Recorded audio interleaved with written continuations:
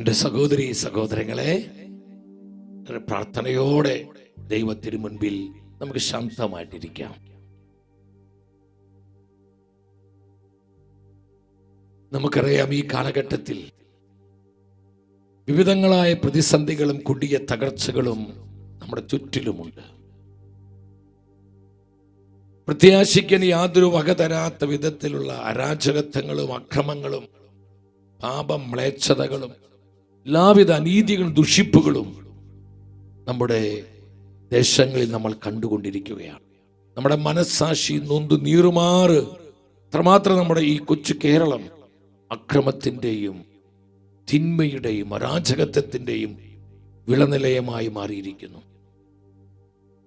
അതിനു പുറമെ വിട്ടൊഴിയാത്ത സാമ്പത്തിക തകർച്ചകളും കടബാധ്യതകളും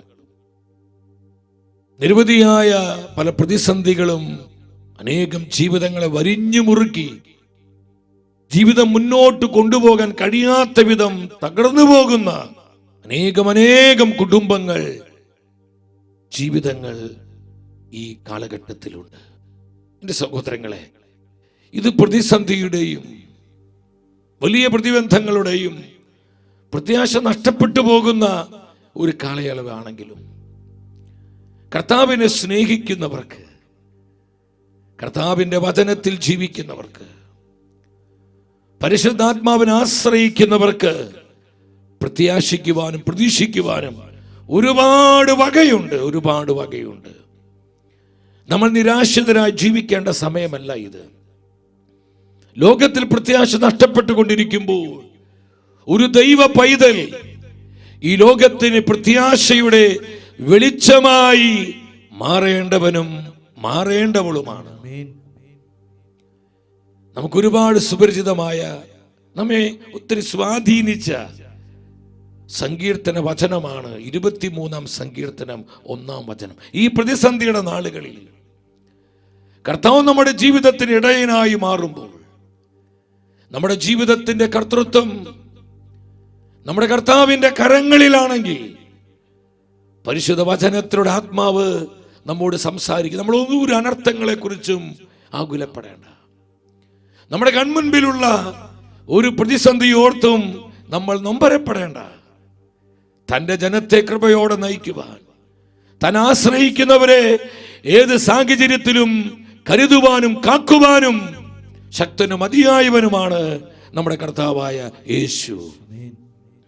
സങ്കീർത്തകൻ ഉറച്ച ബോധ്യത്തോടെ പ്രഖ്യാപിക്കുകയാണ് 23-ാം സങ്കീർത്തനം 1-ാം വചനത്തിൽ, കർത്താവാണ് എൻ്റെ ഇടയൻ, എനിക്കൊന്നിനും കുറവുണ്ടാവുകയില്ല. കർത്താവാണ് എൻ്റെ ഇടയൻ, എനിക്കൊന്നിനും കുറവുണ്ടാവുകയില്ല.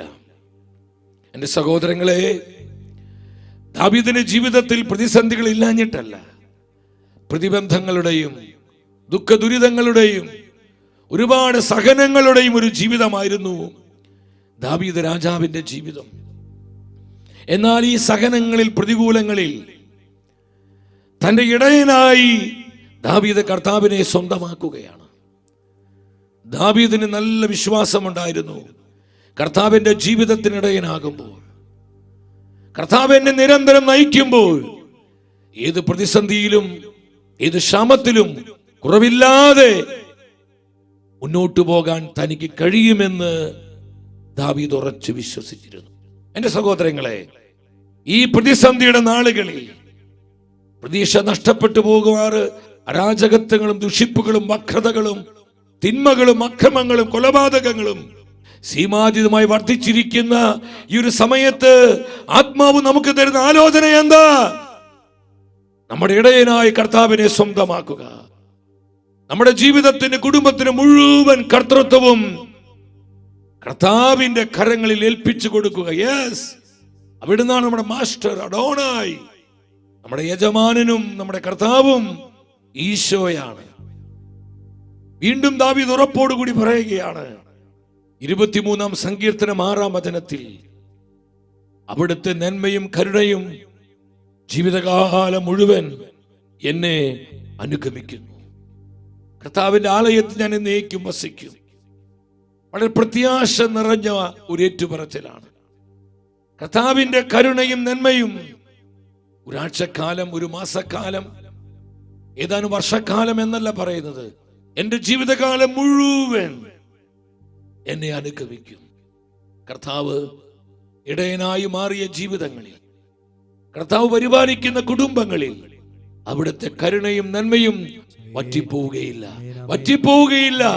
അതിന്റെ ഒഴുക്ക് ആ കുടുംബങ്ങളിലേക്ക് എന്നും പകർന്നു നൽകുവാൻ കർത്താവ് വിശ്വസ്തനാണ്.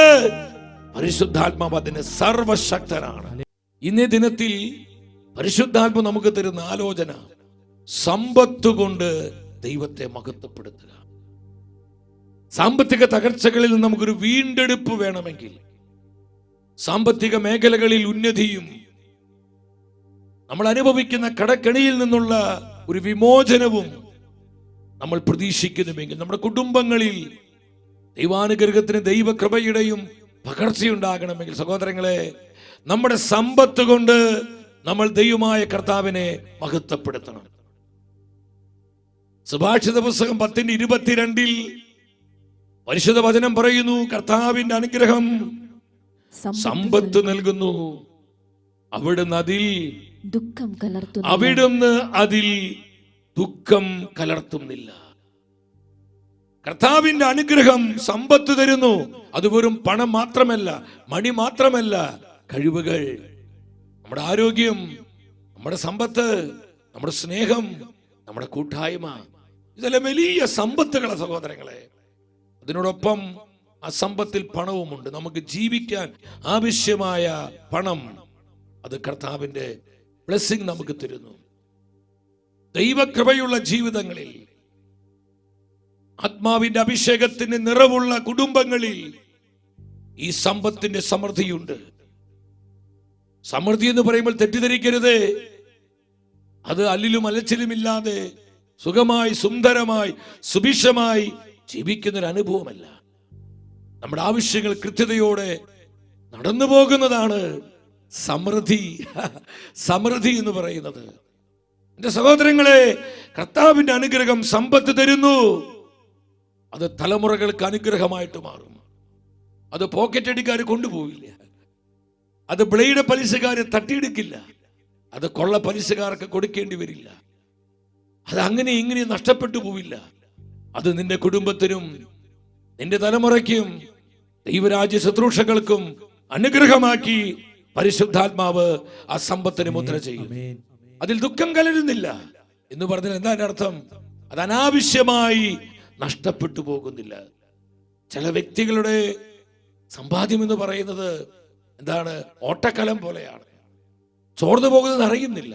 വരുമാനമുണ്ട്, അതിനേക്കാൾ ഏറെ ചെലവിലേക്ക് അവർ പോകുന്നു. അറിഞ്ഞറിയാതെയോ ഒത്തിരി ചെലവായി പോകുന്നു. മിച്ചം വീണ്ടും വീണ്ടും കടം കൂടിക്കൂടി വർദ്ധിച്ച് വരിക എന്നല്ലാതെ ഒരു സമ്പാദ്യവും. കാര്യങ്ങളെല്ലാം അവതാളത്തിലാണ്, കുഴപ്പത്തിലാണ്, വലിയ പ്രതിസന്ധിയിലാണ്. പ്രിയ ദൈവത്തിന്റെ പൈതലേ, ഇതാണ് നിന്റെ ജീവിതത്തിന്റെ അവസ്ഥ. കർത്താവ് ഒരു മാറ്റം വരുത്താൻ പോവാ. പരിശുദ്ധ റൂഹ നിന്റെ അവസ്ഥയിൽ തന്റെ ശക്തി പകരാൻ പോവുക. ആത്മാവിന്റെ വ്യാപനം ഉണ്ടാകുമ്പോൾ ജീവിത സാഹചര്യങ്ങൾ മാറ്റപ്പെടും. പ്രതിബന്ധത്തിന് കോട്ടകൾ തകരും, പുതുവഴികൾ തുറക്കപ്പെടും. സ്തുതിക്കുന്നു കർത്താവേ, ഞങ്ങളിത് വിശ്വസിക്കുന്നു. പ്രാർത്ഥനാപൂർവ്വം നിങ്ങൾ ആയിരിക്കും സഹോദരങ്ങളെ. പരിശുദ്ധാത്മാവ് സംസാരിക്കുന്ന കൃപയുടെ സമയമാണ്. ഞാൻ സൂചിപ്പിച്ചതുപോലെ യൂട്യൂബിലെ കമന്റ് ബോക്സിൽ നിങ്ങളുടെ പ്രാർത്ഥന നിയോഗങ്ങൾ പ്രാർത്ഥനയോടെ സ്നേഹത്തോടെ നിങ്ങൾ കമന്റ് ചെയ്യുക. കർത്താവിന്റെ അത്ഭുത പ്രവൃത്തി വെളിപ്പെടും. സഹോദരങ്ങൾ, നമ്മൾ ശ്രദ്ധിക്കണം. നമ്മളെ കുറിച്ചുള്ള കർത്താവിന്റെ തിരുവുള്ളം എന്താണ്? നമ്മൾ എപ്പോഴും 24 മണിക്കൂറും ദുഃഖിച്ചും വിഷമിച്ചും വേദനിച്ചും നരകതുല്യമായി ജീവിക്കാനാണോ നമ്മുടെ കർത്താവ് ആഗ്രഹിക്കുന്നത്? ഒരിക്കലുമല്ല. നമ്മുടെ കുഞ്ഞുങ്ങൾ പട്ടിണിയിലും ദാരിദ്ര്യത്തിലും കൊടിയ ദുരിതത്തിലും അകപ്പെട്ട് ജീവിക്കുന്നത് കാണുമ്പോൾ ഏത് അപ്പനും അമ്മയ്ക്കുമാണ് സന്തോഷമുണ്ടാകുന്നത്? അവർക്ക് ഒരിക്കലും സന്തോഷം ഉണ്ടാവുകയില്ല. അപ്പോ നമ്മുടെ ആത്മാവ് ക്ഷേമസ്ഥിതിയിലായിരിക്കുന്നത് പോലെ എല്ലാ കാര്യങ്ങളിലും നമുക്ക് നന്മയുണ്ടാകുവാൻ, ഐശ്വര്യമുണ്ടാകുവാൻ, വളർച്ചയുണ്ടാകുവാൻ കർത്താവ് ആഗ്രഹിക്കുന്നു. അവിടുത്തെ പരിശുദ്ധാത്മാവ് ആഗ്രഹിക്കുന്നു. യോഹന്നാൻ എഴുതിയ 3-ാമത്തെ ലേഖനം രണ്ടാമത്തെ വചനം നിങ്ങൾ ശ്രദ്ധാപൂർവ വചനം വായിച്ച്, വാത്സല്യവാചനമേ, നിന്റെ ആത്മാവ് ക്ഷേമസ്ഥിതിയിലായിരിക്കുന്നത് പോലെ തന്നെ എല്ലാ കാര്യങ്ങളിലും എല്ലാവരും ഉച്ചത്തിൽ ഏറ്റു പറഞ്ഞ് എല്ലാ കാര്യങ്ങളിലും നിനക്ക് ഐശ്വര്യം ഉണ്ടാകട്ടെ എന്നും നീ ആരോഗ്യവാനായിരിക്കട്ടെ എന്നും ഞാൻ പ്രാർത്ഥിക്കുന്നു. എത്ര മനോഹരമായൊരു വചനമാണ്. നമ്മുടെ ആത്മാവ് ക്ഷേമസ്ഥിതിയിലായിരിക്കുന്നത് പോലെ, നമ്മുടെ ആത്മരക്ഷ ഉറപ്പുവരുത്തി നമ്മൾ ജീവിക്കുന്നത് പോലെ ഭൗതികമായ കാര്യങ്ങളിൽ, സാമ്പത്തിക മണ്ഡലങ്ങളിൽ, തൊഴിൽ മേഖലകളിൽ, ബിസിനസ് സ്ഥലങ്ങളിൽ, നമ്മുടെ മക്കളിൽ, നമ്മുടെ കുടുംബങ്ങളിൽ എല്ലാവിധ നന്മകളും സംഭവിക്കുവാനായി യോഹന്നാൻ ശ്ലീഹ സഭയ്ക്കു വേണ്ടി പ്രാർത്ഥിക്കുകയാണ്. ഇത് കർത്താവിന്റെ മനസ്സാണ് സഹോദരങ്ങളെ. നമ്മൾ നരകിച്ച് നരകതുല്യമായി ജീവിക്കാൻ ഒരിക്കലും പരിശുദ്ധാത്മാവ് ആഗ്രഹിക്കുന്നില്ല. ആത്മീയും ഭൗതികവുമായി തന്റെ ജനം അനുഗ്രഹിക്കപ്പെടുവാനും അഭിഷേക സമൃദ്ധിയിൽ ജീവിക്കുവാനുമാണ് കർത്താവിന്റെ തിരുവുള്ളം. ഈ ഒരു കൃപയിലേക്ക് നമ്മൾ കടന്നു വരണം. അതിനാവശ്യമായ ദൈവ ദൂതുകളാണ് ഇന്നേ ദിനത്തിൽ പരിശുദ്ധാത്മാവ് നമുക്ക് നൽകുന്നത്. സങ്കീർത്തകനായ ദാവീദ് പറയുന്നുണ്ട്, എനിക്ക് ഒത്തിരി ഇഷ്ടപ്പെട്ടൊരു വചനമാണത്. 37-ാം സങ്കീർത്തനം 25-ാമത്തെ വചനമാണ്. Psalms 37:25. ഞാൻ ചെറുപ്പമായിരുന്നു, എന്നാൽ ഇപ്പോൾ വൃദ്ധനായി. നീതിമാൻ പരിത്യജിക്കപ്പെടുന്നതോ അവന്റെ മക്കൾ ഭിക്ഷ യാചിക്കുന്നതോ ഞാൻ ഇന്നോളം കണ്ടിട്ടില്ല. ഹല്ലേലൂയ. ആരെല്ലാം കർത്താവിനെ വിശ്വസ്തയോടെ പിൻപറ്റുന്നുവോ, ആരെല്ലാം പരിശുദ്ധാത്മാവിനെ സ്നേഹത്തോടെ ആശ്രയിക്കുന്നുവോ, അവരുടെ തലമുറ നശിച്ചു പോകുവാൻ, പിച്ചതണ്ടി നടക്കുവാൻ, മറ്റുള്ളവരുടെ മുൻപിൽ കൈനീട്ടി ജീവിക്കാൻ ഒരിക്കലും കർത്താവ് അനുവദിക്കുകയില്ല. അനുഗ്രഹിക്കപ്പെട്ട തലമുറയാകും, കൃപയുള്ള തലമുറ, അഭിഷേകമുള്ള തലമുറ, വിശ്വാസത്തിന്റെ തലമുറ, പരിശുദ്ധാത്മാവിന്റെ തലമുറ. പലർക്കൊരു ധാരണയുണ്ട് പണം, സമ്പത്ത് എന്ന് പറയുന്നത് ഒരു ശാപമാണെന്ന്. ഒരിക്കലുമല്ല സഹോദരൻ. ഇന്ന് അനേകരുടെ തെറ്റിദ്ധാരണയുണ്ട്. പണമുണ്ടെങ്കിൽ കർത്താവിനെ സ്നേഹിക്കാൻ പറ്റില്ല. സമ്പത്ത് നമുക്ക് ലഭിച്ചു കഴിഞ്ഞാൽ നമുക്ക് വിശുദ്ധിയിൽ ജീവിക്കാൻ പറ്റില്ല, ദൈവവചനം അനുസരിച്ച് ജീവിക്കാൻ പറ്റില്ല. നമ്മളൊരു കാര്യം മനസ്സിലാക്കുക, ഇത് പഴയ നിയമത്തിലെ ഒരു പ്രമാണം മാത്രമല്ല സഹോദരങ്ങളെ. നമ്മൾ പുതിയ നിയമത്തിലോട്ട് വരുമ്പോൾ കർത്താവിൻ്റെ ശുശ്രൂഷയുടെ നാളുകളിലും അപ്പോസ്തലന്മാരുടെ കാലഘട്ടത്തിലൊക്കെ അവിടെ പലരും സഭയെ തങ്ങളുടെ സമ്പത്ത് കൊണ്ട് പടുത്തുയർത്തി. തങ്ങളുടെ പണം നൽകിക്കൊണ്ട് അവർ ദൈവരാജ്യ ശുശ്രൂഷകളെ ബലപ്പെടുത്തി. അപ്പോസ്തല പ്രവർത്തനങ്ങൾ 16-ാം അധ്യായത്തിലെ ലിദിയ എന്ന് പറയുന്ന വലിയൊരു സമ്പന്നയായ സ്ത്രീയെ കാണാൻ പറ്റും. അവൾ വലിയൊരു ബിസിനസ്സുകാരിയായിരുന്നു. വലിയൊരു പട്ടുവിൽപ്പന നടത്തിയിരുന്ന, ഭയങ്കരമായൊരു വ്യാപാരവും അങ്ങനെ ബിസിനസ് സ്ഥാപനവും ഉണ്ടായിരുന്ന ഒരു സ്ത്രീയായിരുന്നു ലിദിയ. സമൂഹത്തിൽ നല്ല സ്വാധീനവും സ്റ്റാറ്റസും ഉള്ളൊരു സ്ത്രീ. അവൾക്ക് ഒരുപാട് സമ്പത്തുണ്ടായിരുന്നു സഹോദരങ്ങളെ. പക്ഷേ അവൾ എന്താണ് ചെയ്തത്? നമ്മുടെ ആറ്റിറ്റ്യൂഡാണ് പ്രധാനപ്പെട്ട കാര്യം. ചിലർക്ക് യാതൊരു സമ്പത്തുണ്ടാവില്ല, പക്ഷേ പണത്തോട് ഭയങ്കര ആർത്തിയും, പണത്തോട് ഭയങ്കര മോഹവും, പണത്തോട് ഭയങ്കരമായിട്ടുള്ള ആസക്തിയുമായിട്ട് അവരിങ്ങനെ ദുഷിച്ച് ജീവിക്കുന്ന എത്രയും പേരുണ്ട്. ചിലർക്ക് പണമുണ്ട്, അവർ വളരെ ആർദ്രമായി ദൈവരാജ്യ വേലകൾക്ക് വേണ്ടി, ദൈവ ശുശ്രൂഷകൾക്ക് വേണ്ടി, പാവപ്പെട്ട മനുഷ്യർക്ക് വേണ്ടി സഹായിക്കുന്ന പല പല പല വ്യക്തികളെയും നമുക്ക് കാണാൻ പറ്റുന്നുണ്ട്, ഇന്ന് സഭയിലുണ്ട്. അപ്പോൾ നമ്മുടെ ആറ്റിറ്റ്യൂഡ് വളരെ പ്രധാനപ്പെട്ടതാണ്. സമ്പത്തല്ല വിഷയം, സമ്പത്തിനോടുള്ള നമ്മുടെ മനോഭാവമാണ്. നമ്മൾ പണത്തെ എങ്ങനെയാണ് കാണുന്നത്, പണത്തോടുള്ള നമ്മുടെ കാഴ്ചപ്പാട്, ആറ്റിറ്റ്യൂഡ് എന്താണ്, അതാണ് നമ്മൾ ശ്രദ്ധിക്കേണ്ടത്. അപ്പോസ്തല പ്രവർത്തനം 16-ാം അധ്യായം 14-15 വചനങ്ങൾ നിങ്ങൾ ശ്രദ്ധാപൂർവം വായിച്ച്, ഞങ്ങളുടെ വാക്കുകൾ കേട്ടവരുടെ കൂട്ടത്തിൽ തീത്തിറ പട്ടണത്തിൽ നിന്ന് വന്ന പട്ടുവിൽപ്പനക്കാരിയും ദൈവഭക്തയുമായ ലിദി എന്ന സ്ത്രീ ഉണ്ടായിരുന്നു. വലിയ പട്ടുവിൽപ്പനക്കാരിയാണ് അവൾ തീത്തിറ പട്ടണത്തിൽ താമസിക്കുന്നവളാ. ഒരുപാട് സമ്പാദ്യം അവൾക്കുണ്ട്, പണമുണ്ട്. സഹോദരങ്ങളെ, അവൾ വചനം കേൾക്കാൻ വരികയാണ്, പ്രാർത്ഥിക്കാൻ വരികയാണ്. 15-ാമത്തെ വചനം പറയുന്നു, പൗലോസ് പറഞ്ഞ കാര്യങ്ങൾ സ്വീകരിക്കാൻ കർത്താവ് അവൾ ഹൃദയം തുറന്നു. കുടുംബസമേതം ജ്ഞാനസ്നാനം സ്വീകരിച്ച് അവൾ ഞങ്ങളോട് പറഞ്ഞു, കർത്താവിൽ വിശ്വസിക്കുന്നവളായി എന്നെ നിങ്ങൾ ഗണിക്കുന്നെങ്കിൽ ഇന്ന് എൻ്റെ ഭവനത്തിൽ വന്ന് താമസിക്കുക, ഞാൻ നിങ്ങളോട് അപേക്ഷിക്കുന്നു. ഞങ്ങൾ അവൾക്ക് വഴങ്ങി. തുടർന്ന് നമുക്ക് വചനങ്ങളെ കാണാൻ പറ്റും.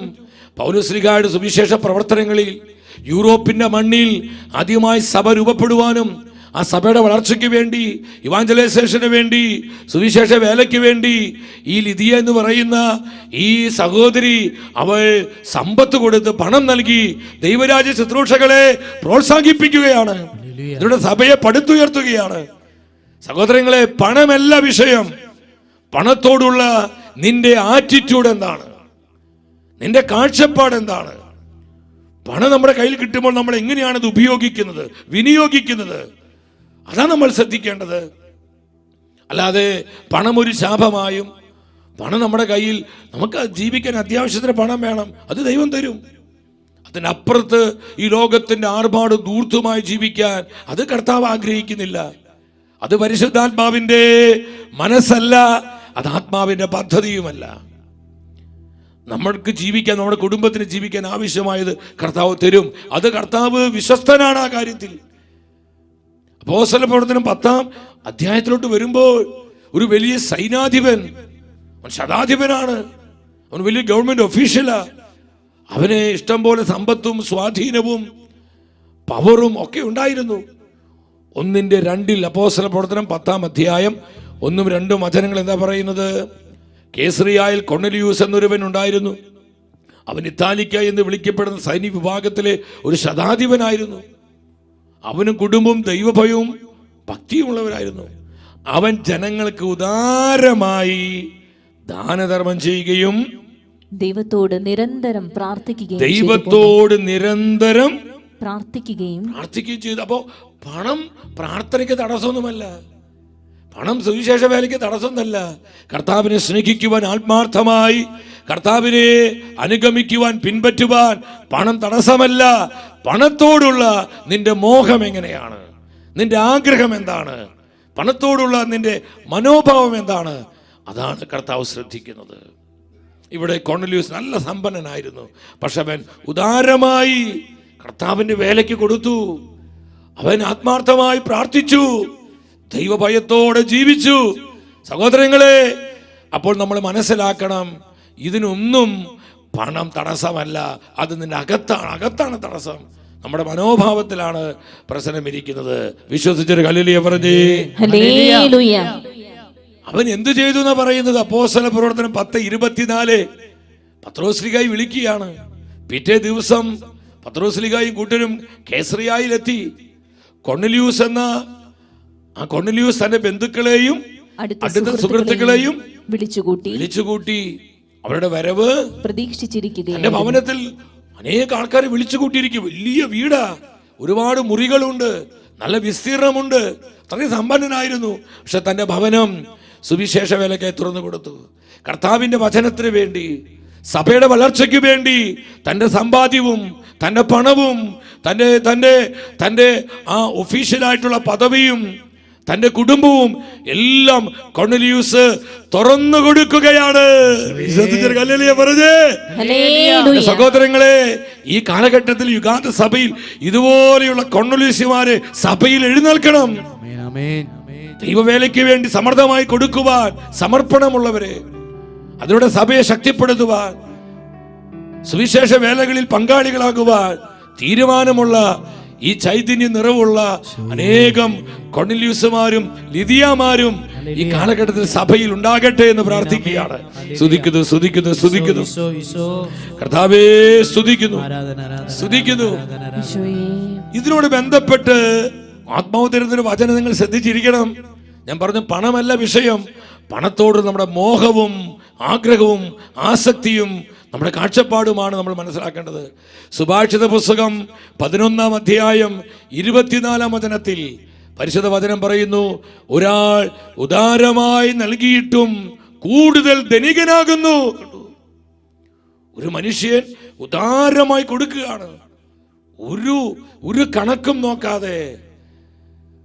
വേറെ ഒരു പ്രതീക്ഷയും ഒരു ലാഭേച്ഛയും നോക്കാതെ ഉദാരമായി കർത്താവിന് വേലയ്ക്ക് വേണ്ടി കൊടുക്കുന്നു. സുവിശേഷ പ്രവർത്തനങ്ങൾക്ക് വേണ്ടി, വിശ്വാസം വളർത്തുവാൻ വേണ്ടി, സഭയെ പടുത്തുയർത്താൻ വേണ്ടി ഉദാരമായി കൊടുക്കുക. പരിശുദ്ധാത്മ പറയാ, അവൻ ഉദാരമായി കൊടുത്തിട്ടും അവൻ ധനികനായി കൊണ്ടിരിക്കുന്നു. എന്നാൽ നൽകേണ്ടത് പിടിച്ചു വെച്ചിട്ടും ഇന്ന് അനേകരുടെ ജീവിതത്തിൽ ദാരിദ്ര്യം മാറാത്തതിന്റെ കാരണം, ഇന്ന് അനേകരുടെ ജീവിതത്തിൽ കൊടിയ സാമ്പത്തിക തകർച്ചയുടെ കാരണം, കടക്കെണികളിൽ ആയിരക്കണക്കിന് ജീവിതങ്ങൾ കുരുങ്ങിക്കെടുക്കുന്നതിന്റെ അടിസ്ഥാന കാരണത്തിലേക്ക് പരിശുദ്ധാത്മാവ് ഈ വചനത്തിലൂടെ വെളിച്ചം വീശുകയാണ്. നൽകേണ്ടത് പിടിച്ചു വെച്ചിട്ട്. സുവിശേഷ വേലയ്ക്കായി നമുക്ക് ഒത്തിരി ഒന്നില്ലെന്നേ, 50 രൂപ കൊടുത്താൽ മതി. നീ 100 കൊടുക്ക്. ഉള്ളതിൽ നിന്ന് സന്തോഷത്തോടെ കർത്താവിന്റെ വേലയ്ക്ക് വേണ്ടി, വിശ്വാസത്തിന്റെ വളർച്ചയ്ക്ക് വേണ്ടി, ആത്മാക്കളുടെ വീണ്ടെടുപ്പിന് വേണ്ടി നമ്മൾ നൽകുമ്പോൾ ദൈവം നമ്മളെ അനുഗ്രഹിച്ചുയർത്തും. ദൈവം നമ്മളെ മാനിക്കും. സ്വർഗം നമ്മളെ ആദരിക്കും. സഹോദരങ്ങളെ, ഇവിടെ വചനം പറയാ, നൽകേണ്ടത് നൽകാതെ പിടിച്ചു വെച്ചിട്ടും മറ്റൊരുവിന്റെ ദാരിദ്ര്യം വർദ്ധിക്കുന്നു.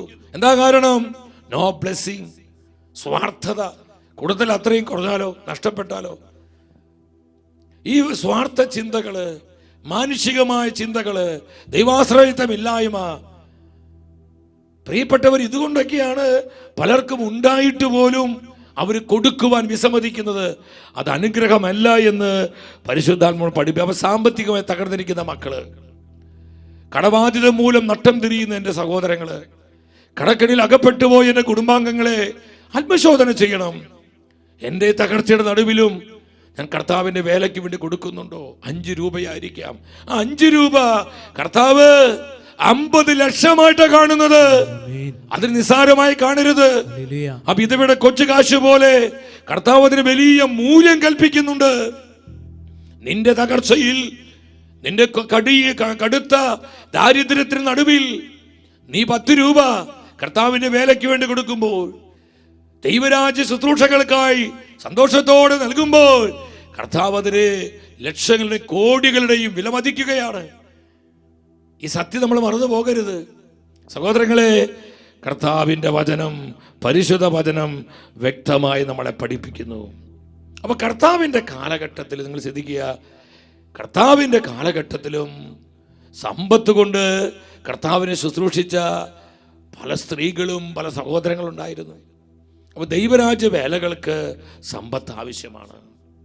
നമ്മുടെ അനുദിന ആവശ്യങ്ങൾക്ക് നമ്മുടെ മക്കളെ പഠിപ്പിക്കാൻ, അനുദിന ചെലവുകള്, നമുക്ക് ആഹാരം കഴിക്കാൻ, നമ്മുടെ കാര്യങ്ങളൊക്കെ കൃത്യതയോടുകൂടി, എന്ന് പറഞ്ഞാൽ നമ്മൾ ദൂർത്തടിക്കാനും ആഡംബരത്തിൽ ജീവിക്കാനല്ല, മാന്യമായി നമുക്ക് നമ്മുടെ സമൂഹത്തിൽ ജീവിക്കാൻ നമുക്ക് പണം ആവശ്യമാണ്. കർത്താവ് അതിലൊന്നും തെറ്റു പറയുന്നില്ല. കർത്താവ് അങ്ങനെ സ്വേച്ഛാധിപതിയൊന്നല്ല, ക്രൂരനായ ഒരു ദൈവമല്ല നമ്മുടെ ഈശോ. നമ്മൾ അറിയുന്ന കർത്താവ്, അത് നമുക്ക് ആവശ്യമാണെന്ന് ഈശോയ്ക്ക് അറിയാം. എൻ്റെ സഹോദരങ്ങളെ, ഇവിടെ വചനത്തിലോട്ട് വരിക. ലൂക്കായുടെ സുവിശേഷം 8:3 വചനം ശ്രദ്ധിച്ച്. ലൂക്ക 8:3. ഹേറോദസിന് കാര്യസ്ഥനായ കൂസയുടെ ഭാര്യ യൗവനെയും സൂസനെയും തങ്ങളുടെ സമ്പത്ത് കൊണ്ട് അവരെ ശുശ്രൂഷിച്ചിരുന്ന, കേട്ടോ, തങ്ങളുടെ സമ്പത്ത് കൊണ്ട്. അപ്പോ കർത്താവിന്റെ ശുശ്രൂഷകൾക്കായി ആ കാലഘട്ടത്തിലെ പല സ്ത്രീകളും അവരെ പണം നൽകി സഹായിച്ചു, സമ്പത്ത് നൽകി സഹായിച്ചു. അവർ കർത്താവിനെ സമ്പത്ത് കൊണ്ട് മഹത്വപ്പെടുത്തി. അവരുടെ പണം കൊണ്ട് അവർ കർത്താവിനെ ശുശ്രൂഷ ചെയ്തു. എൻ്റെ സഹോദരങ്ങളെ, ഇത് അധികപ്പറ്റല്ല, ഇത് നഷ്ടമല്ല. അതിന്റെ മഹത്വം മനസ്സിലാക്കിക്കൊണ്ട് ആ കാലഘട്ടത്തിൽ ചില സഹോദരിമാരെ തങ്ങളുടെ സമ്പത്ത് കൊണ്ട്, പണം കൊണ്ട് അവർ കർത്താവിനെ ശുശ്രൂഷ ചെയ്യുകയാണ്, അവർ കർത്താവിനെ ശുശ്രൂഷിക്കുകയാണ്. നമ്മളൊരു കാര്യം മനസ്സിലാക്കണം പ്രിയപ്പെട്ടവരെ, നമ്മുടെ വരുമാനത്തിന്റെ, നമ്മുടെ സമ്പത്തിന്റെ ഉറവിടം ആരാ? ദൈവമായ കർത്താവാണ്. നമ്മുടെ വരുമാന മാർഗങ്ങളുടെ എല്ലാം ഉടയവൻ ആരാണ്? കർത്താവായ യേശുവാണ്. ഇത് മറക്കരുത്. നമ്മുടെ സമ്പത്തിന് ഉറവിടവും നമ്മുടെ സമ്പത്തിന് ഉടയവനും കർത്താവാണ്, പരിശുദ്ധാത്മാവാണ്. സങ്കീർത്തകനായ ദാവീദിന് ഈ തിരിച്ചറിവുണ്ടായി. ഈ തിരിച്ചറിവ് നഷ്ടപ്പെടുമ്പോഴാണ് നമ്മൾ അസ്വസ്ഥരാകുന്നത്.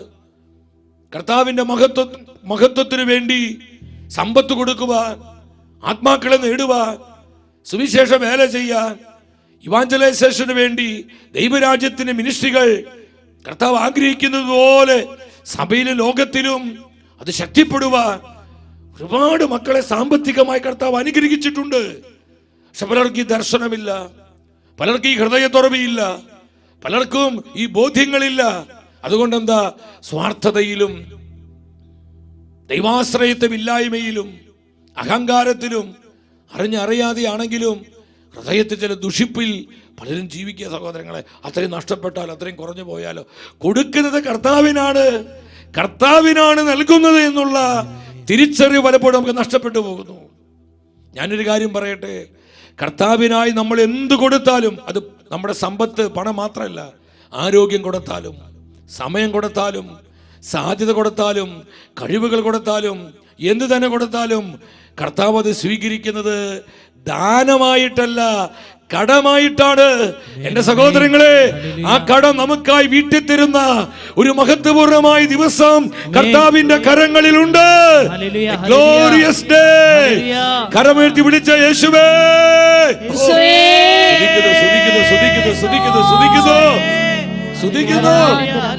കണക്ക് നോക്കാതെ നീ കൊടുക്ക്. നിനക്ക് 100 രൂപയാണോ മാസ വരുമാനം, ബാക്കി മുഴുവൻ കടം കയറി മുടിഞ്ഞുപോയി, എല്ലാം നഷ്ടപ്പെട്ടു. ആകെ കിട്ടുന്ന വരുമാനം 100 രൂപയാണോ? നീ ശങ്കിക്കേണ്ട, നീ അസ്വസ്ഥപ്പെടേണ്ട, സംശയിക്കേണ്ട. ആ 100 രൂപയിൽ നിന്ന് നീ സ്നേഹത്തോടെ കർത്താവിന്റെ മഹത്വത്തിനായി, കർത്താവിന്റെ വചനത്തിനായി, സുവിശേഷ വേലയ്ക്കായി നീ കൊടുക്കുമ്പോൾ നിന്റെ ഇല്ലായ്മയിലേക്ക് കർത്താവിന്റെ മഹത്വം ഇറങ്ങും. നിന്റെ ആ 5 അപ്പവും ആ 2 മീനെയും കർത്താവ് വർദ്ധിപ്പിക്കും, വർദ്ധിപ്പിക്കും, വർദ്ധിപ്പിക്കും, അതിനെ പെരുകിപ്പിക്കും. സ്തുതിക്കുന്നു. നൽകേണ്ടത് നൽകാതെ പിടിച്ചു വെച്ചിട്ടും മറ്റൊരുവൻ കൂടുതൽ കൂടുതൽ ദരിദ്രനായി മാറും. നിന്റെ ദാരിദ്ര്യം മാറാത്ത, നമ്മുടെ ഫിനാൻഷ്യൽ ക്രൈസിസ് എന്താ പരിഹരിക്കപ്പെടാത്തത്? സാമ്പത്തിക മണ്ഡലത്തിൽ നമുക്ക് എന്തുകൊണ്ട് ഉന്നതി പ്രാപിക്കാൻ പറ്റാത്തത്? നൽകേണ്ടത് നമ്മൾ നൽകാതെ പിടിച്ചു വെക്കുന്നു. നമ്മൾ ചിന്തിക്കുന്നത് അത്രയും നമുക്ക് കാര്യങ്ങൾ നടത്താലോ, അല്ലെങ്കിൽ തന്നെ വല്ലാത്ത ദുരിതമാണ്, കഷ്ടപ്പാടാണ്. ആ 10 രൂപ കൊടുത്താൽ അത് നഷ്ടപ്പെടില്ലേ? ആ 10 രൂപ കൊണ്ട് നമുക്ക് പല കാര്യങ്ങളും ചെയ്യാലോ എന്ന് മാനുഷികമായി നമ്മൾ ചിന്തിക്കുക. അതിന് കാരണം എന്താ? നമുക്ക് ദൈവാശ്രയത്വമില്ല, നമുക്ക് ആ ബോധ്യങ്ങളില്ല. സഹോദരങ്ങളെ, ശ്രദ്ധയോടിരിക്കണം. നമുക്കൊരു ഫിനാൻഷ്യൽ ബ്രേക്ക് ത്രൂവിന് വേണ്ടി ആത്മാവ് തരുന്ന ഈ ആലോചന നിങ്ങൾ കൃത്യതയോടെ സ്വീകരിക്കണം. കടം കൊടുക്കുന്നത് കർത്താവിനാണ്. കർത്താവ് അത് സ്വീകരിക്കുന്നത് ദാനമായിട്ടല്ല. സുഭാഷിതങ്ങൾ 19:17 ഉച്ചത്തിൽ വായിക്കണം വചനം. The book of പ്രൊവർബ്സ് chapter 19:17. ദരിദ്രരോട് ദയ കാണിക്കുന്നവൻ കർത്താവിനാണ് കടം കൊടുക്കുന്നത്. നീ കടം കൊടുക്കുന്നത് കർത്താവിനാണ്. അവിടുന്ന് ആ കടം വീട്ടും. കർത്താവ് ആ കടം വീട്ടും. കരമടിച്ച് ഈ വചനത്തിൽ വിശ്വസിക്കുന്നവരെല്ലാം ഉച്ചത്തിൽ നന്ദി പറഞ്ഞ് സ്തുതിച്ച് ശക്തിയോട് സ്തുതിച്ച് നമ്മുടെ കടക്കാരനായിരിക്കാൻ ഒരിക്കലും കർത്താവ് ഇഷ്ടപ്പെടുന്നില്ല. അവിടുന്ന് ആ കടം വീട്ടും. നിന്റെ കടങ്ങളെ കർത്താവ് നമ്മൾ വീട്ടുന്നത് പോലെയല്ല കർത്താവ് വീട്ടുക. അത് ഒരു അസാധാരണ രീതിയിലായിരിക്കും. അത് ചിലപ്പോ നമ്മുടെ വ്യക്തിജീവിതം, നമ്മുടെ തലമുറകളിലേക്ക് ദൈവം കൊടുക്കുക. നമ്മുടെ തലമുറകൾ അങ്ങ് അനുഗ്രഹിച്ചുയർത്തും. അങ്ങനെ എത്രയോ കുടുംബങ്ങളെ കർത്താവ് അനുഗ്രഹിച്ചിരിക്കുന്നു. കണ്ണീരും കഷ്ടപ്പാടും ദുഃഖവും വേദനയുമായി കഴിഞ്ഞ, സാമ്പത്തികമായി പൊട്ടി പാളീസായ എത്രയോ കുടുംബങ്ങളെ കർത്താവ് തന്റെ കൃപയുടെ സമൃദ്ധിയാൽ അനുഗ്രഹിച്ചുയർത്തിയിരിക്കുന്നു. അതിന്റെ പുറകിൽ ഇതുപോലെയുള്ള ചില ദൈവപ്രവൃത്തികളുണ്ട്. ചിലപ്പോൾ മാതാപിതാക്കളായിരിക്കാം, അവർ ചില പൂർവികന്മാരായിരിക്കാം. അവർ കർത്താവിന് കടം കൊടുത്തു, കർത്താവിന് കൊടുത്തു. അവരെ സ്നേഹത്തോടെ കൊടുത്തു. കഞ്ഞിവെക്കാൻ വഴിയുണ്ടോ, പിള്ളേർക്ക് ആഹാരം കൊടുക്കാൻ വകയുണ്ടോ ഒന്നും ചിന്തിച്ചിട്ടല്ല, കർത്താവിനെ കണ്ണും പൂട്ടി കൊടുക്കുക. അത് കർത്താവ് മാനിച്ചു. എത്ര തലമുറകൾ അനുഗ്രഹിക്കും. ഓ ജീസസ്, എത്ര കുടുംബങ്ങളെ മാനിച്ച കർത്താവ് ഉയർത്തി. ജീസസ് പറയുമ്പോ ഒരു അഭിഷേകന്റെ മേൽ വ്യാപരിക്കുക. ഓ അഭിഷേകാര് പ്രാപിച്ചോ, പ്രാപിച്ചോ. കർത്താവ് തരുന്ന ഈ അഭിഷേകം ഏറ്റെടുത്തോ. തലമുറകളിലേക്ക് അത് വ്യാപരിക്കട്ടെ, കുടുംബങ്ങളിലേക്ക് അത് ചലിക്കട്ടെ. സ്തുതിക്കുന്നു, സ്തുതിക്കുന്നു, സ്തുതിക്കുന്നു, സ്തുതിക്കുന്നു കർത്താവേ, സ്തുതിക്കുന്നു കർത്താവേ. ഞാൻ വീണ്ടും പറയാണ്, നിങ്ങളുടെ പ്രാർത്ഥനാ നിയോഗങ്ങൾ, സാമ്പത്തികമായ വിഷയങ്ങളുള്ള ബന്ധത്തിലുള്ള എല്ലാ നിയോഗങ്ങളും യൂട്യൂബിലെ കമന്റ് ബോക്സിൽ പ്രാർത്ഥിച്ച് കമന്റ് ചെയ്യുക. കർത്താവ് ഇടപെടുന്ന സമയമാണത്, കർത്താവ് പ്രവർത്തിക്കുന്ന സമയമാണ്. ദാവീദ് പ്രാർത്ഥിച്ചു. തിരുവൃത്താന്തത്തിന് 1-ാം പുസ്തകം 29-ാം അധ്യായം 11-12 വചനങ്ങൾ നിങ്ങൾ ഉണർവോടെ വായിച്ച, കർത്താവേ മഹത്വവും ശക്തിയും മഹിമയും വിജയവും ഔന്നത്യവും അങ്ങയുടേതാകുന്നു. ആകാശത്തിലും ഭൂമിയിലുള്ളതെല്ലാം അങ്ങയുടേത്. കർത്താവേ രാജ്യം അങ്ങയുടേത്. അങ്ങ് എല്ലാറ്റിന്റെയും അധീശനായി സ്തുതിക്കപ്പെടുന്നു. എല്ലാം കർത്താവിൻ്റെതാണ്, സകലതും കർത്താവിൻ്റെതാണ്. ദാവീദ് ചങ്ക് തുറന്ന് പറയാ, കർത്താവേ എല്ലാം അവിടുത്തേതാണ്, സമസ്തവും അങ്ങയിൽ നിന്ന് വരുന്നു, എല്ലാറ്റിനും ഉടയവനും അതിനാഥനും അധിപതിയും കർത്താവേ അവിടുന്ന് മാത്രമാണ്. എത്ര മനോഹരമായ പ്രാർത്ഥന. 12-ാമത്തെ വചനത്തിലോട്ട് വന്നേ. സമ്പത്തും ബഹുമാനവും കർത്താവാണ് നൽകുന്നത്, മറക്കരുത്.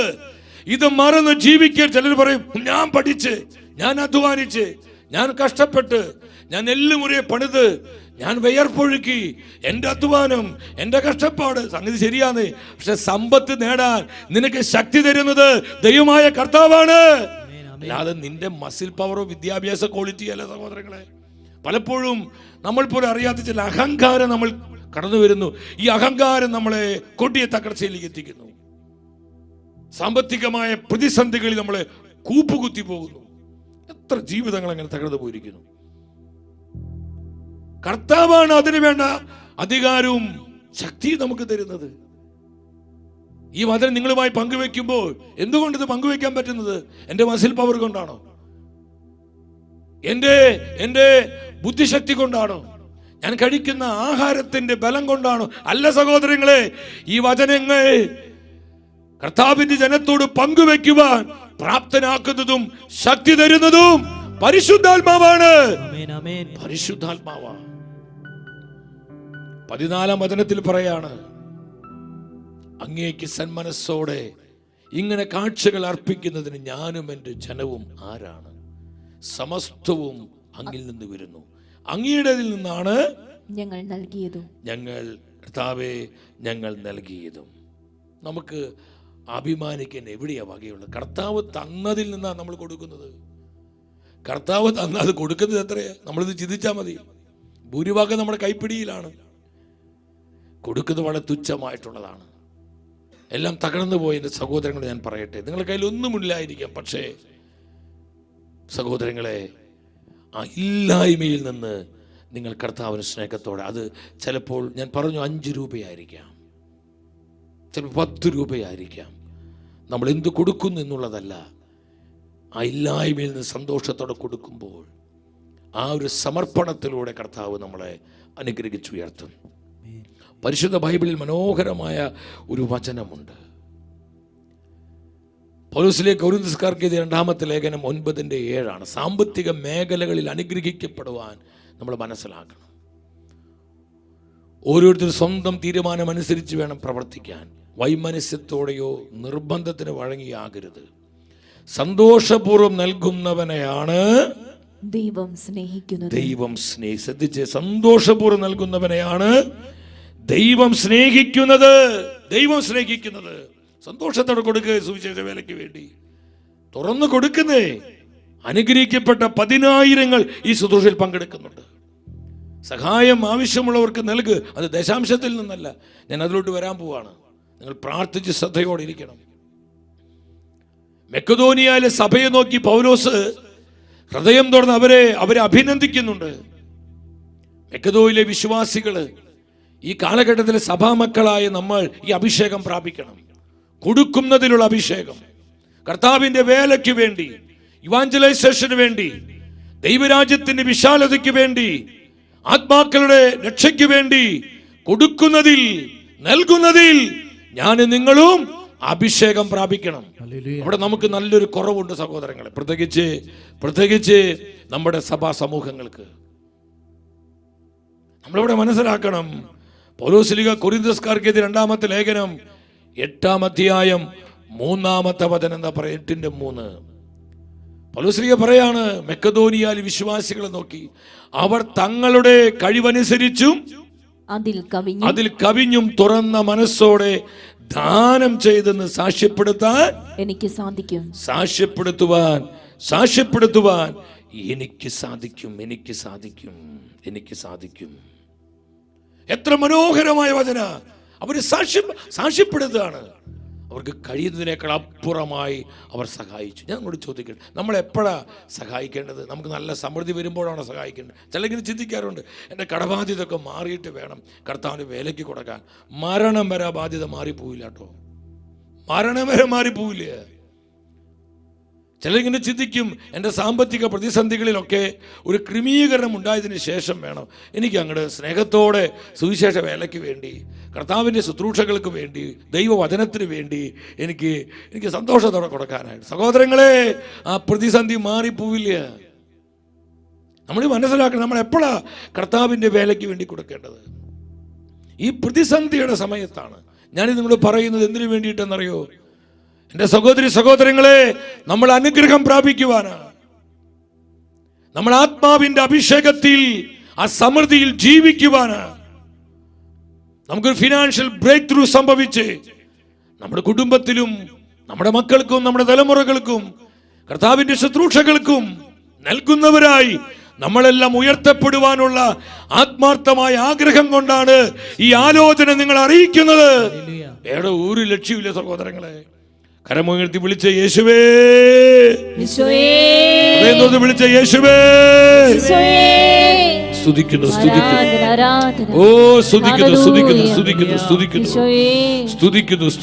സ്തുതിക്കുന്നു. നമ്മൾ എപ്പോഴാ നൽകേണ്ടത്? നമ്മുടെ ഇല്ലായ്മയിലാണ് നൽകേണ്ടത്. നീ ഏറ്റവും കഠിനമായ സാമ്പത്തിക തകർച്ചയിലായിരിക്കുമ്പോൾ, കഠിനമായ പ്രതിസന്ധിയിലായിരിക്കുമ്പോൾ, അവിടെ ഉള്ളത് ഞാൻ പറഞ്ഞു, ചിലപ്പോൾ അത് 1 രൂപയാകാം. ഇപ്പോൾ 1 രൂപയൊന്നും ഇല്ല നമുക്ക്, 5 രൂപ 10 രൂപ എന്തേ ആവട്ടെ, അത് നീ കൊടുക്കുമ്പോൾ കർത്താവ് അത് ലക്ഷങ്ങളായിട്ട് കർത്താവ് കാണുന്നത്. പൗലോസ്ലീഹ കൊരിന്ത്യസ്കാർക്കെതിരെ 2-ാമത്തെ ലേഖനം 8-ാം അധ്യായം 1-2 വചനങ്ങൾ നിങ്ങൾ ശ്രദ്ധാപൂർവ്വം വചനം വായിക്കുക. മക്കെദോനിയയിൽ വിശ്വാസികളുടെ ആറ്റിറ്റ്യൂഡാണ് കർത്താവിൻ്റെ ശുശ്രൂഷകൾക്ക് വേണ്ടി, ദൈവവേലയ്ക്ക് വേണ്ടി, സുവിശേഷ വേലയ്ക്ക് വേണ്ടി നൽകുന്നതിലുള്ള അവരുടെ മനോഭാവം നിങ്ങൾ ശ്രദ്ധിക്കുക. സഹോദരരെ, മക്കെദോനിയയിലെ സഭകളിൽ വർഷിക്കപ്പെട്ട ദൈവകൃപയെക്കുറിച്ച് നിങ്ങൾ അറിയണമെന്ന് ഞങ്ങൾ ആഗ്രഹിക്കുന്നു.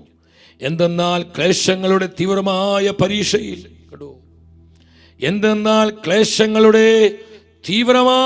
പരീക്ഷയിൽ അവരുടെ സന്തോഷാധിക്യവും കൊടിയ ദാരിദ്ര്യത്തിന് നടുവിൽ, നിങ്ങൾ ഒന്നിച്ചു പറഞ്ഞേ, കൊടിയ ദാരിദ്ര്യവും.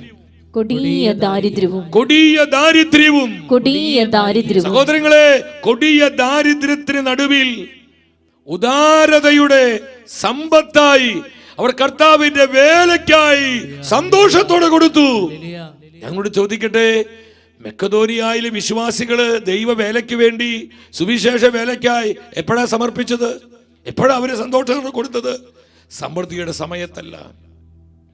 അവർക്ക് 10 ലക്ഷം രൂപ കയ്യിലുള്ളപ്പോഴല്ല, അല്ലെങ്കിൽ 25 ലക്ഷം കയ്യിലുള്ളപ്പോഴല്ല, അല്ലെങ്കിൽ 50,000 രൂപ സ്വന്തമായി കയ്യിലുള്ളപ്പോഴല്ല, ജീവിക്കാൻ തന്നെ നന്നായി ബുദ്ധിമുട്ടുന്ന സമയത്ത്, കൊടിയ ദാരിദ്ര്യത്തിന് നടുവിൽ. മലയാള ഭാഷയിൽ ഇനി ദാരിദ്ര്യത്തിനെ, അതിനെ ക്ലൈമാക്സിന് പറയാൻ മറ്റൊരു ഭാഷയില്ല. ദാരിദ്ര്യത്തിന്റെ ഉച്ചകോടിയിൽ അവർ ജീവിക്കുക. ആഹാരത്തിന് വകയില്ല, കുടുംബം പുലർത്താൻ മാർഗമില്ല, മക്കൾക്ക് യാതൊരു അടിസ്ഥാന സൗകര്യങ്ങൾ കൊടുക്കാൻ പറ്റുന്നില്ല. ആ കൊടിയ ദാരിദ്ര്യത്തിന് നടുവിലും അവർ സുവിശേഷ വേലയെ സഹായിച്ചു, കർത്താവിന്റെ വേലയ്ക്ക് വേണ്ടി കൊടുത്തു. അവർ ദൈവരാജ്യ ശുശ്രൂഷകളെ പ്രോത്സാഹിപ്പിച്ചു തങ്ങളുടെ സമ്പത്ത് കൊണ്ട്. ഇത് കേൾക്കുന്ന എത്ര പേർക്ക് ഇത് മനസ്സിലാവുന്നുണ്ട്? നൽകേണ്ടത് നൽകാതെ പിടിച്ചു വെച്ച് കഴിഞ്ഞാൽ ആ സമ്പത്തിൽ ദൈവകൃപയുണ്ടാവില്ല സഹോദരങ്ങളെ, ദൈവാനുഗ്രഹം ഉണ്ടാവില്ല. നമുക്ക് ജീവിക്കാനുള്ള കർത്താവ് തരും. അത് പോരെ. അത് എത്ര പേര് ഓരോ ദിവസം കുഴഞ്ഞു വീണ് മരിക്കുന്നത്, അറ്റാക്ക് വന്ന് മരിക്കുന്നു, സ്ട്രോക്ക് വന്ന് മരിക്കുന്നു. സഹോദരങ്ങളെ, നമ്മുടെ ജീവിതത്തിന്റെ നശ്വരത മനസ്സിലാക്കി ദൈവം നമ്മളെ ഏൽപ്പിച്ചിരിക്കുന്ന സമ്പത്ത് വിശ്വസ്തയോടെ കർത്താവിന്റെ മഹത്വത്തിനും കർത്താവിന്റെ വേലയ്ക്കുമായി കൊടുക്ക്. അവിടെ തലമുറകളിലേക്ക് അനുഗ്രഹം വരും. നിന്റെ സാമ്പത്തിക സ്ഥിതിയെ ദൈവം മാറ്റും. സാമ്പത്തിക ഉന്നതി നൽകുന്ന അഭിഷേകം നമ്മുടെ കുടുംബങ്ങളിലേക്ക് ആത്മാവ് പകരും. വിശ്വസിക്കുന്ന ഉച്ചത്തിൽ ഒന്ന് കരങ്ങൾ ഉയർത്തി വിളിച്ച് യേശുവേ എന്ന് വിളിച്ചേ. സ്തുതിക്കുന്നു, സ്തുതിക്കുന്നു, ഓ പോരാ, സ്തുതിക്കുന്നു, സ്തുതിക്കുന്നു, സ്തുതിക്കുന്നു, സ്തുതിക്കുന്നു, സ്തുതിക്കുന്നു, സ്തുതിക്കുന്നു, സ്തുതിക്കുന്നു. ആരാധന. ഹല്ലേലൂയ. കർത്താവിന്റെ മനോഹരമായൊരു വചനമുണ്ട്. പൗലോസ്ലീഹ സഭയെ പഠിപ്പിക്കുക. കൊരിന്ത്യസ്കാർക്കെതിരെ 2-ാമത്തെ ലേഖനം 9-ാം അധ്യായം 6-ാമത്തെ വചനം വായിച്ച് 9:6 വായിച്ച് എന്താ പറയുന്നത്? സത്യം ഇതാണ്, അല്പം വിതയ്ക്കുന്നവൻ അല്പം മാത്രം കൊയ്യും, ധാരാളം വിതയ്ക്കുന്നവൻ ധാരാളം കൊയ്യും. ധാരാളം, അത് വായിച്ച്, ധാരാളം വിതയ്ക്കുന്നവൻ ധാരാളം കൊയ്യും. ധാരാളം വിതയ്ക്കുന്നവൻ ധാരാളം കൊയ്യുന്നു. സഹോദരങ്ങളെ, കർത്താവിന്റെ രാജ്യത്തിന് വേണ്ടി, ലോക സുവിശേഷ വൽക്കരണത്തിന് വേണ്ടി, ആത്മാക്കളുടെ രക്ഷയ്ക്ക് വേണ്ടി, സഭയെ പടുത്തുയർത്താൻ വേണ്ടി നീ ധാരാളം വിതയ്ക്ക്. കർത്താവിനും കർത്താവിന്റെ വചനത്തിനുമായി സഹോദര സഹോദരി, നമ്മൾ ധാരാളം വിതയ്ക്ക്. ധാരാളം കൊയ്യാൻ ആത്മാവ് നിന്നെ സഹായിക്കും. നിന്റെ സമ്പത്ത് വിതയ്ക്ക് ദൈവരാജ്യത്തിന് വേണ്ടി.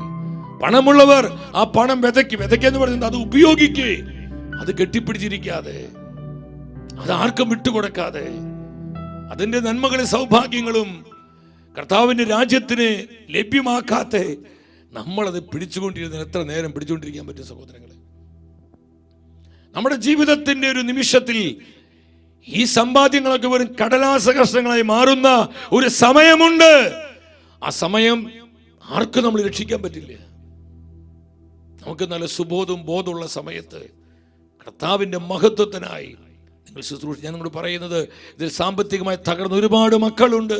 സാമ്പത്തികമായി കർത്താവ് തിരക്കേടില്ലാത്ത വിധത്തിൽ അനുഗ്രഹിച്ച് ഉയർത്തിയ പലരും ഈ ശുശ്രൂഷയിൽ പങ്കെടുക്കുന്നുണ്ട്. നിങ്ങൾ എല്ലാവരോടുമായിട്ടാണ് ആത്മാവിന്റെ ആലോചന പങ്കുവെക്കുന്നത്. ഉള്ളവർ ഉള്ളതിനനുസരിച്ച് കൊടുക്കണം.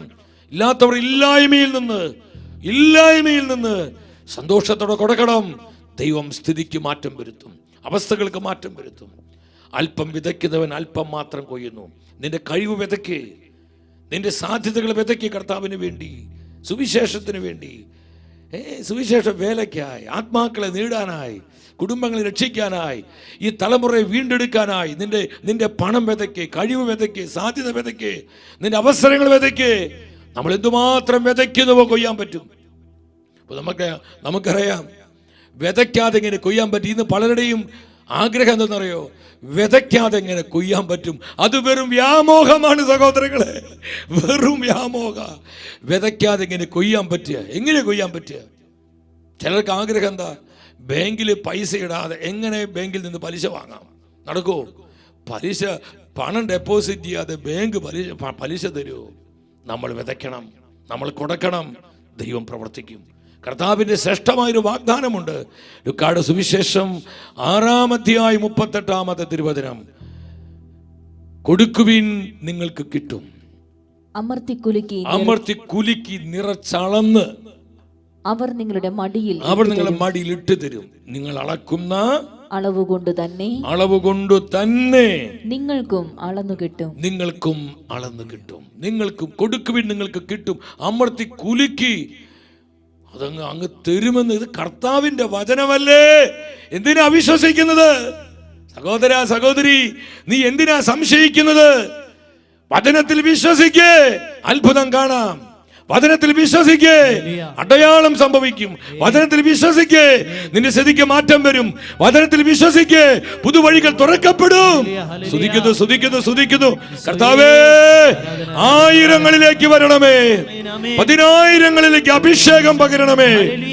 സാമ്പത്തിക സുസ്ഥിതിയുടെ അഭിഷേകം, സാമ്പത്തിക സ്വാതന്ത്ര്യത്തിന്റെ അഭിഷേകം.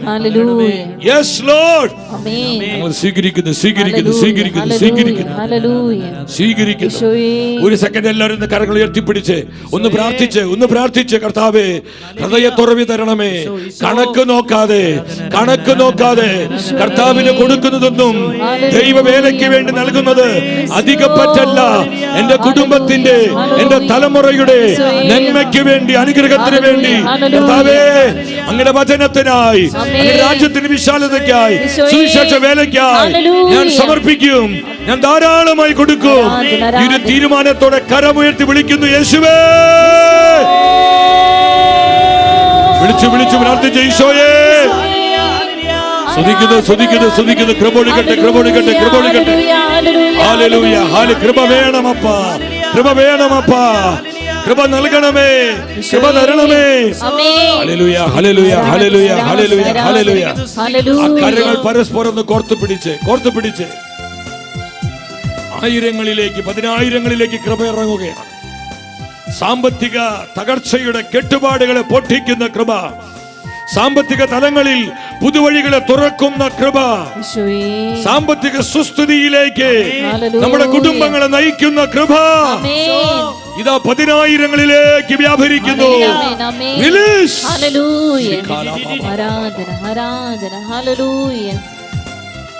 കൃപ വേണമപ്പ, കൃപ വേണമപ്പ മക്കൾക്ക്. ആമേൻ. കൊടുക്കുവാനുള്ള കൃപ, ദൈവവേലയ്ക്ക് വേണ്ടി കൊടുക്കാനുള്ള ആഗ്രഹത്തോടെ പാടുകേ. കൃപ വേണമപ്പ, മക്കൾക്ക്. ആമേൻ. എന്റെ സഹോദരങ്ങളെ, ശുശ്രൂഷയുടെ സമാപന വചന ഭാഗത്തേക്ക് നമ്മൾ വരികയാണ്. നിങ്ങൾ ശ്രദ്ധിച്ചിരിക്കണമേ. കർത്താവ് നമുക്ക് തന്നിരിക്കുന്ന പണം എപ്രകാരം നമ്മൾ വിനിയോഗിക്കണം. ചിലർക്കൊരു വലിയൊരു കൺഫ്യൂഷനാണ്, എങ്ങനെയാണ് ഈ പണം വിനിയോഗിക്കേണ്ടത്? ദശാംശമായിട്ട് മറ്റു പല വിധത്തിൽ എങ്ങനെയാണ് ഈ പണം അത് കൊടുക്കേണ്ടത്, ആർക്കാണ് കൊടുക്കേണ്ടത്, എങ്ങനെയാണ് കൊടുക്കേണ്ടത്?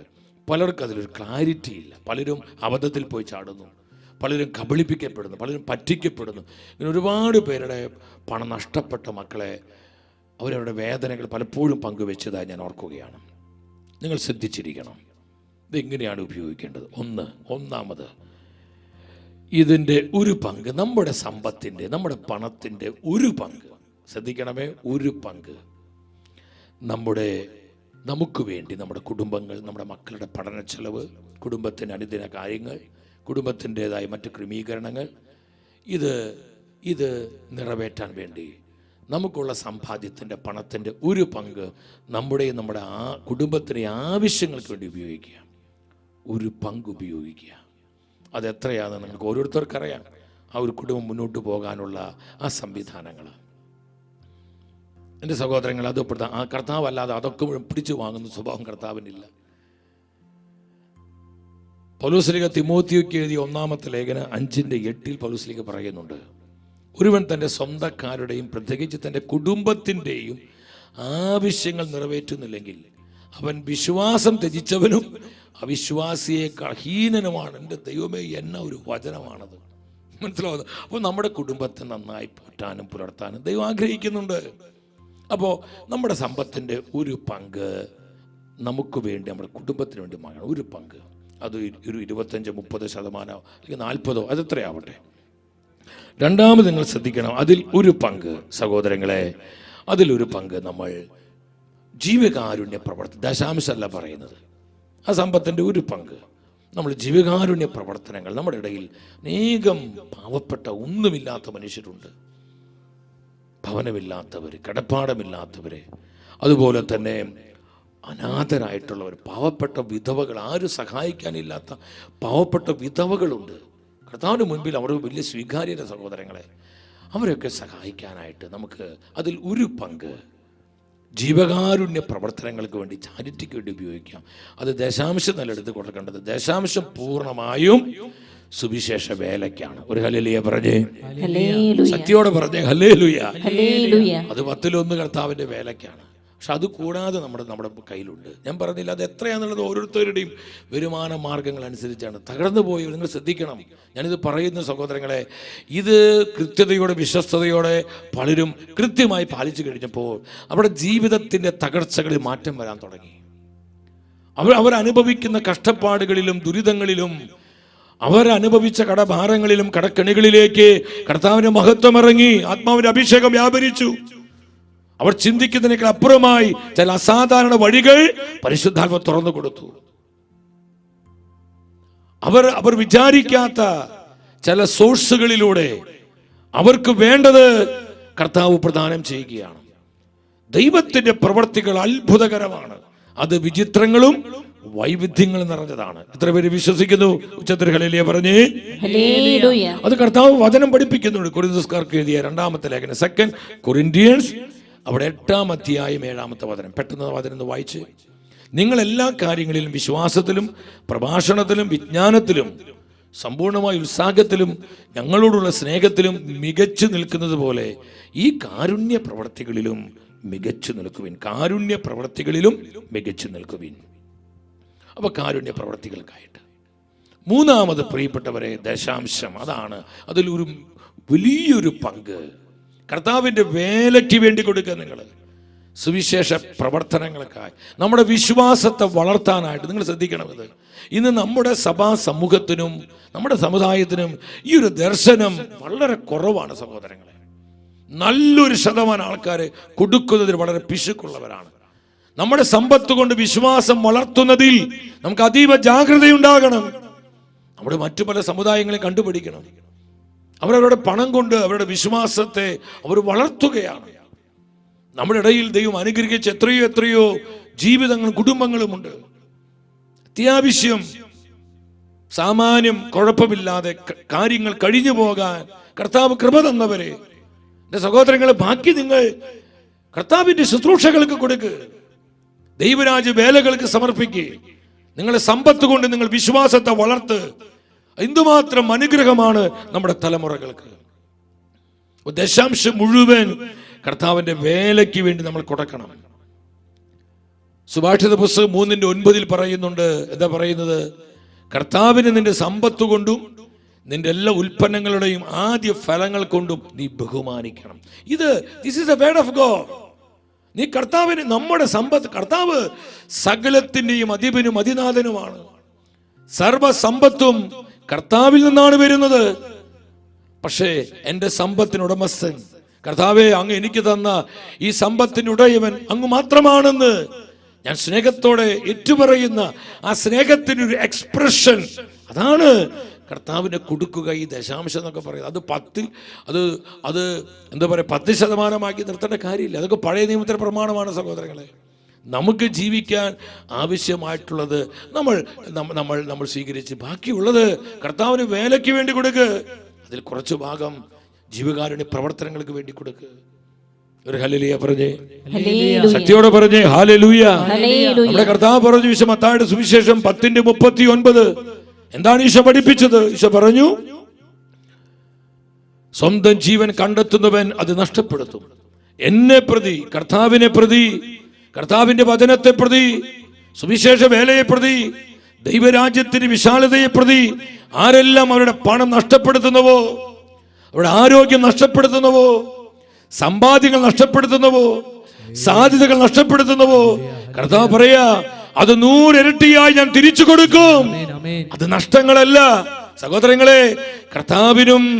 കർത്താവിന്റെ വചനത്തിനും എന്തൊക്കെ നമ്മൾ നൽകുന്നുവോ അതൊക്കെ വലിയ ലാഭങ്ങളാണ്. ഓ ജീസസ്, വലിയ ലാഭങ്ങളാണ്. അത് നഷ്ടമായി കാണരുത്. അത് നഷ്ടമായി നമ്മൾ കാണുന്നത് നമ്മുടെ സ്വാർത്ഥതയാണ്, നമ്മുടെ ദൈവാശ്രയത്വമില്ലായ്മയാണ്. നമുക്ക് കർത്താവിന്റെ വചനത്തിൽ വിശ്വസിക്കാൻ നമ്മുടെ അവിശ്വാസമാണ് സഹോദരങ്ങളെ. അത് നഷ്ടമായി, ഒരിക്കലും നഷ്ടമല്ല. കർത്താവ് പറയാ, ഞാനത് വീട്ടും, ഞാൻ നിന്നെ അനുഗ്രഹിച്ചുയർത്തും, ഞാൻ തലമുറകളിലേക്ക് ഈ അനുഗ്രഹത്തെ പകർന്നു തരും. അവസാനമായി നിങ്ങൾ ശ്രദ്ധിക്കണം സഹോദരങ്ങളെ, ശ്രദ്ധിക്കണം. നമ്മുടെ സമ്പത്ത് കൊണ്ട് ദൈവവേലയെ നമ്മൾ പ്രോത്സാഹിപ്പിക്കുമ്പോൾ, നമ്മുടെ സമ്പത്ത് കൊണ്ട്, പണം കൊണ്ട് കർത്താവിൻ്റെ ശുശ്രൂഷകൾ നമ്മൾ സഹായിക്കുമ്പോൾ, സുവിശേഷ വേലകളെ നമ്മൾ സഹായിക്കുമ്പോൾ, അതിനുവേണ്ടി നമ്മൾ മുന്നോട്ട് വരുമ്പോൾ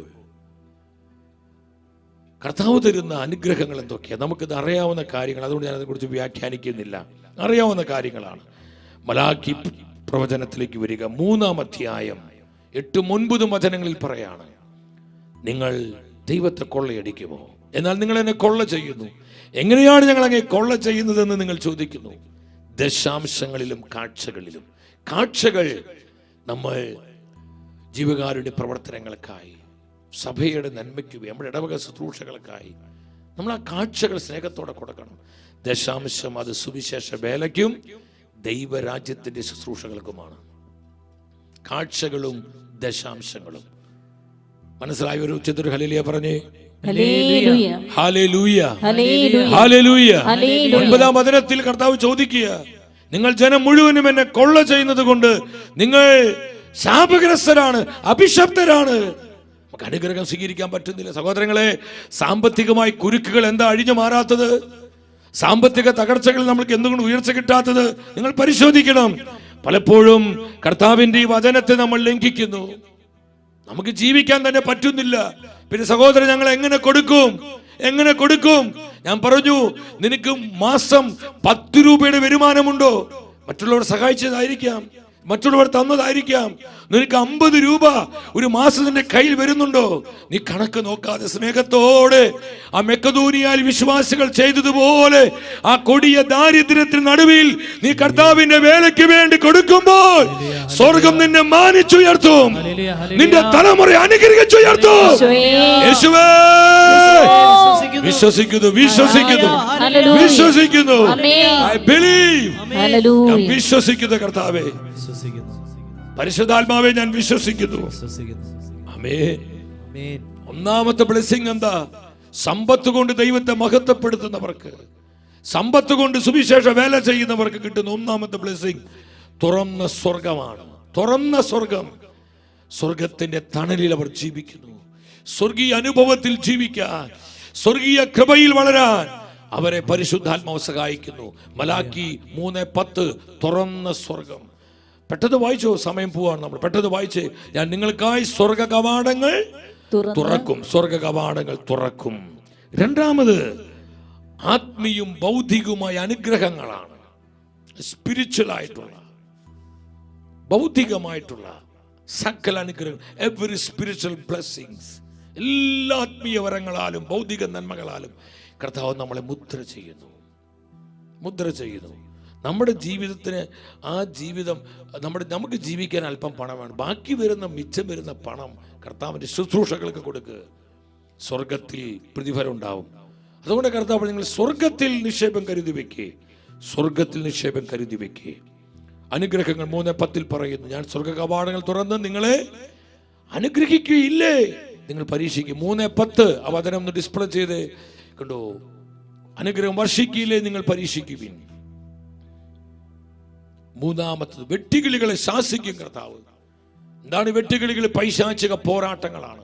നമ്മുടെ സാമ്പത്തിക മണ്ഡലങ്ങളെ തകർക്കുന്ന, സാമ്പത്തികമായ തകർച്ചയിൽ ഇന്നും നമ്മളെ കെട്ടിക്കളയുന്ന, സാമ്പത്തിക പുരോഗതികളെ തടസ്സപ്പെടുത്തുന്ന, ആത്മീയം ഭൗതികമായ നന്മകളെ ബ്ലോക്ക് ചെയ്യുന്ന ചില പൈശാചിക പോരുകൾ, ഇരുട്ടിന്റെ ശക്തികള്, സാത്താനിയ രൂപികള്, കർത്താവ് പറയാ, ഞാൻ അവയെ ശാസിക്കും. ഞാൻ നിനക്ക് ചുറ്റും കൃപയുടെ വേലി കെട്ടും. കൃപയുടെ വേലി. ഞാൻ നിനക്ക് വേണ്ടി പൊരുതും, ഞാൻ നിന്റെ കുടുംബത്തിന് വേണ്ടി പൊരുതും. മലാക്കി 3:11 നമുക്കത് കാണാം. നാലാമത്തെ ബ്ലെസ്സിംഗ് ആണ്, അധ്വാന ഫലത്തെ സംരക്ഷിക്കും. അത് കൊള്ളപ്പലിശക്കാർ കൊണ്ടുപോയില്ല, ബ്ലേഡുകാർ കൊണ്ടുപോയില്ല, പോക്കറ്റടിക്കാർ കൊണ്ടുപോയില്ല. അത് കണ്ണീരും ദുഃഖവുമായി നശിച്ചു പോവില്ല.